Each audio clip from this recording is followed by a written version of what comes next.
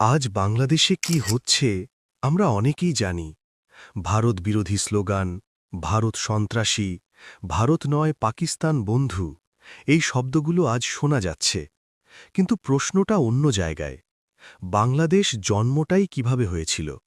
১৯৭১ সালে আসলে কি ঘটেছিল সেটা কি সবাই জানে?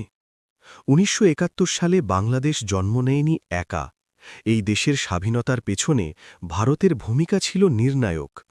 পাকিস্তানি সেনাবাহিনীর গণহত্যা থেকে লক্ষ লক্ষ মানুষ পালিয়ে এসেছিল ভারতে। ভারত শুধু আশ্রয় দেয়নি, ভারত অস্ত্র ধরেছিল। ভারতীয় সেনাবাহিনী মুক্তিবাহিনীর সঙ্গে কাঁধে কাঁধ মিলিয়ে লড়েছিল।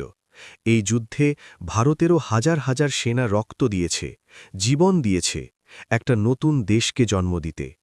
মাত্র ১৩ দিনের যুদ্ধে ১৬ ডিসেম্বর ১৯৭১ পাকিস্তান আত্মসমর্পণ করে। সেদিনই জন্ম নেয় বাংলাদেশ। এই ইতিহাস কোনো আবেগের গল্প নয়, এটা নথিভুক্ত সত্য। আজকের বাংলাদেশ কি ভাবছে, কি স্লোগান দিচ্ছে, সেটা সময় বলবে। কিন্তু একটা প্রশ্ন থেকেই যায়, যে দেশের জন্ম হয়েছিল ভারতের রক্ত আর সহায়তায়, তার ইতিহাস কি ভুলে যাওয়া যায়? আজ সেই ইতিহাসটাই আমরা জানব। দেশের কথা।